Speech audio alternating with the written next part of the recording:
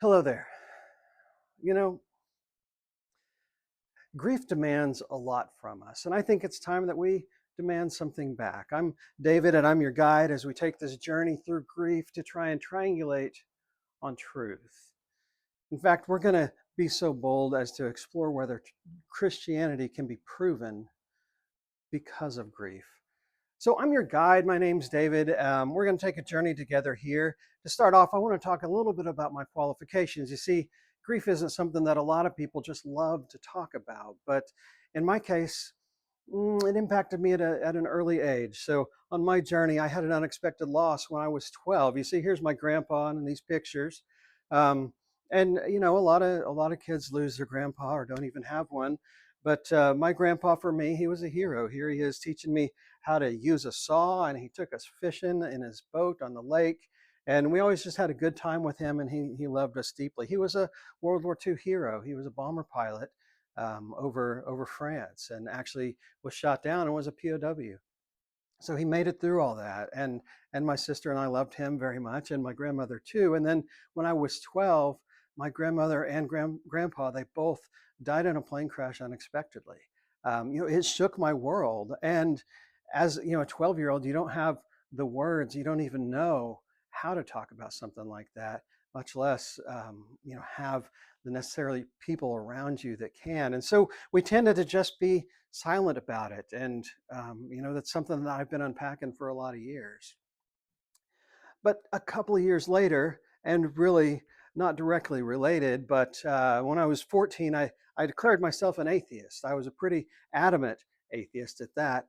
And I spent the next 20 years of my life like that. So as I process everything in life, whether it's grief or having children, it didn't matter. Everything that happened in my life, I interpreted through the worldview of atheism, life without God. And so I'm very fluent in that language.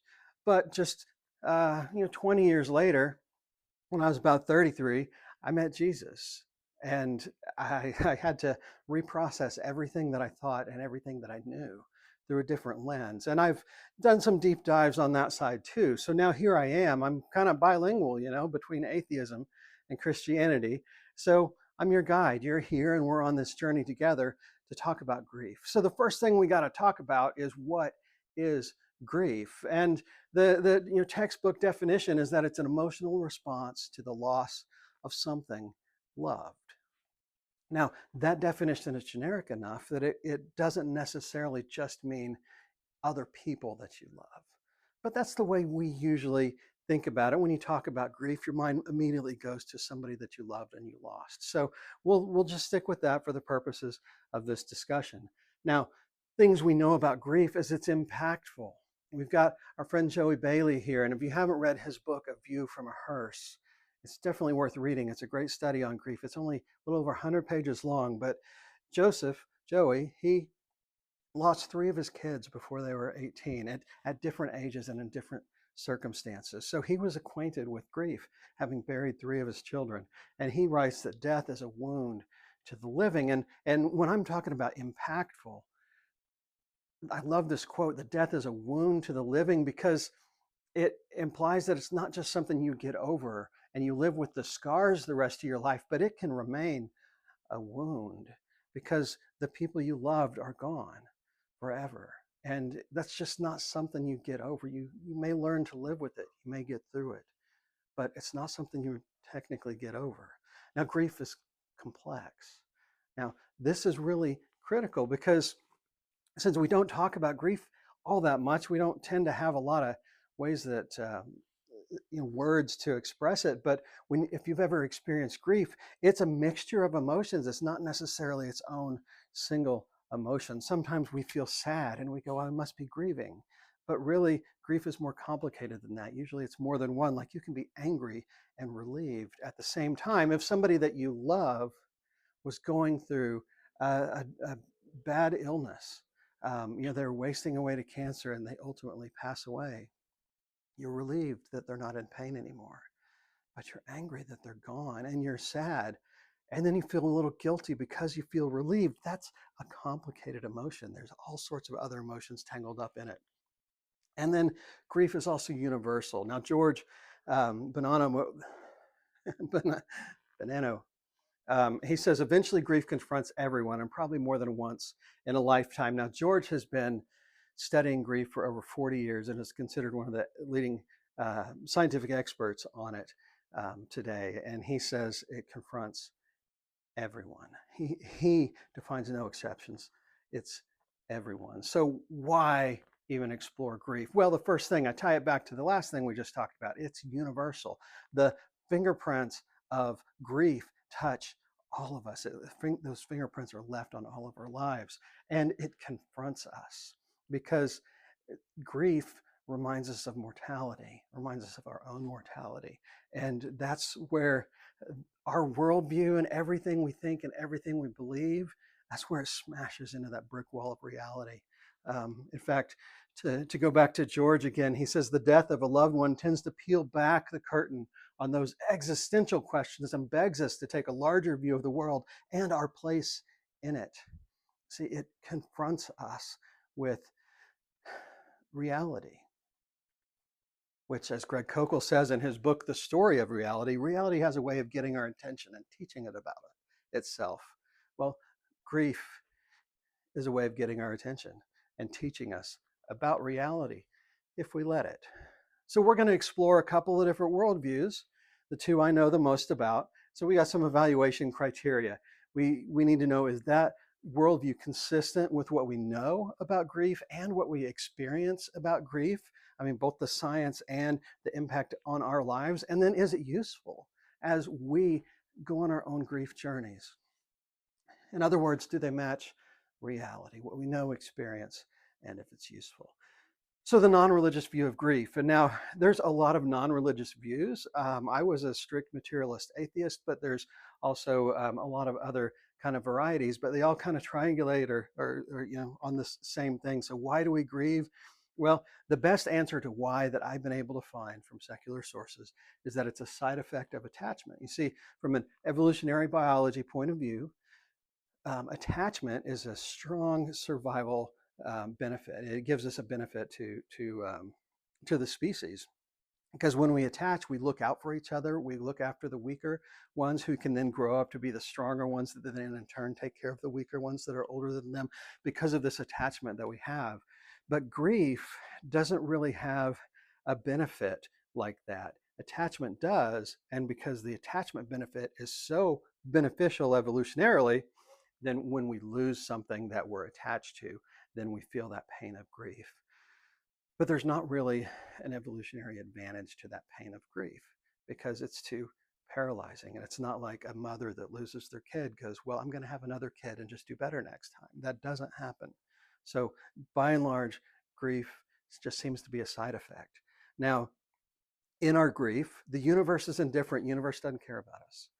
Universe doesn't care about any animals. There's no transcendent anything to do that. Now, we care about each other. I'm not saying that everything and everyone is indifferent, but the universe on whole is indifferent. When your life is gone, the universe doesn't care.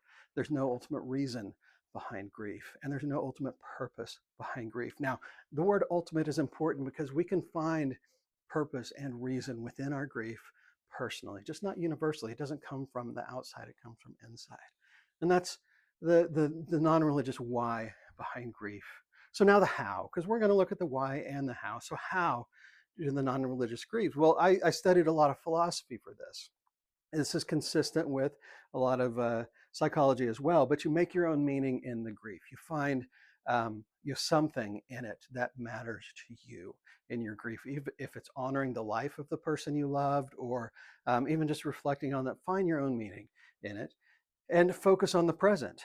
And the reason we focus on the present is because everybody has found that from a secular point of view, if you don't focus on the present, that means you're focusing on the end of your life. And people will go crazy thinking about their own mortality. And so the advice, especially when you're confronted with mortality, is draw your gaze back in. Focus on the present. Focus on the now. Now, as a former atheist, now Christian, I think that sounds like denial personally, but that's not something I have to wrestle with because I'm not not an atheist anymore. So Albert Camus, who's one of a great person to read, brilliant mind, and but also an atheist. He says, "In the depth of winter, I finally learned that within me there lay an invincible summer." So here's our grieving atheist who has found his invincible inner summer. That's the atheist advice for how to deal with pain, with loss, with suffering. Just dig down. I said it doesn't come from the outside, it comes from the inside. Dig down deep within yourself and find your summer. So, what about the Christian worldview? Well, how does Christianity answer the why? Well, it starts in the beginning. And in the beginning, God created everything, right? And there was this garden, and He placed humans in the garden. The humans lived in wonderful relationship with each other and with God. In fact, God says it was very good indeed. But there was this thing. There was a tree in the garden, one tree, and they were told not to eat from the fruit of that tree, because the day you do, the day you eat fruit from it, you will surely die.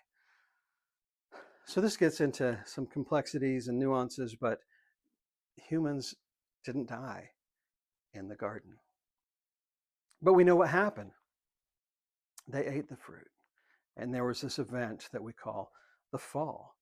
And when that happened, they were cast out of the garden, and God said, "For you are dust, and you will return to dust." God had told them that they would surely die after they ate the fruit, and surely they did. And so, just as Paul says, just as sin entered the world through one man, and death through sin, in this way death spread to all people. See, the Christian worldview says that there was no death before the fall, no human death before the fall. But through the fall, these things entered our world.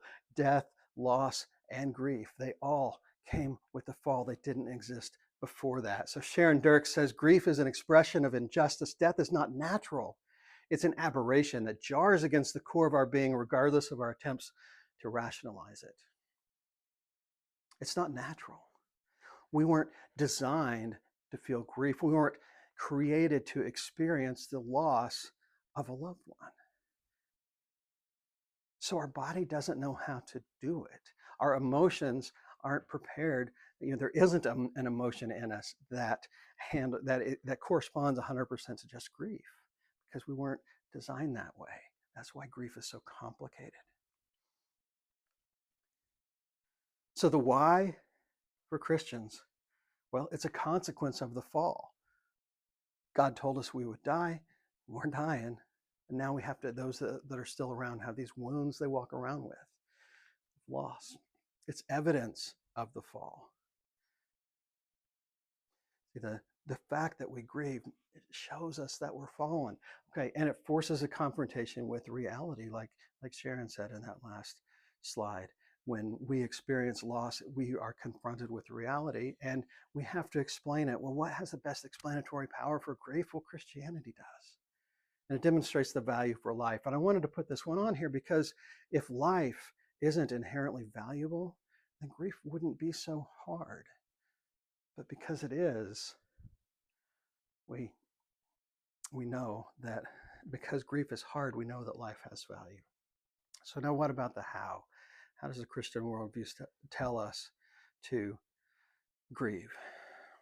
Well, let me introduce you to a man named Job. Now, I could have gone to a lot of places in the Bible, but Job's one of my favorites, so we're going to just visit with him for a minute.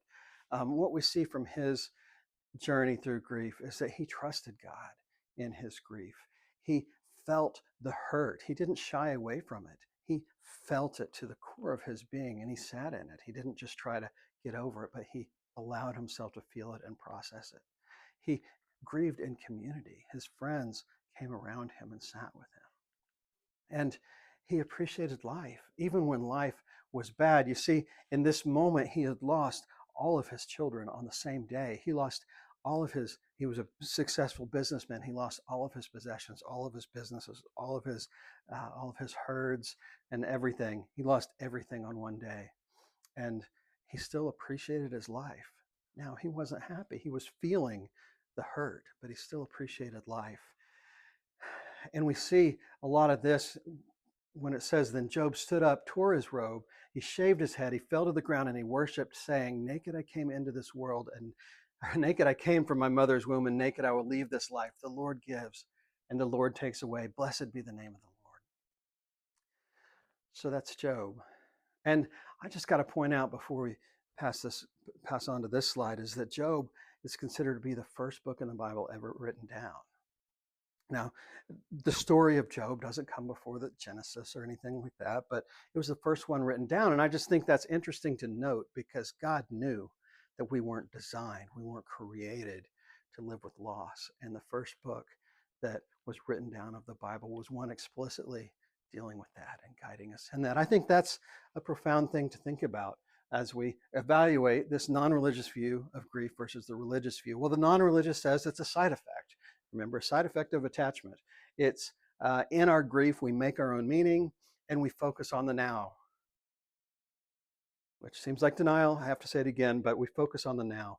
The Christian worldview, it's a consequence of the fall, and in being a consequence, it's also evidence of the fall. The explanatory power that the Christian worldview has for this is just incredible. And then it's a neon sign that just points us towards reality, because God wants us to confront reality, because in reality, that's where we find Him. So our final evaluation here is which one is consistent with what we know and experience, which one is useful. Well, they all fall over to the Christian worldview, because the Christian worldview is reality. And it turns out when we demand something from the truth, and when we demand something from grief, grief leads us to the truth about Christianity. All right, thanks. Are there any questions?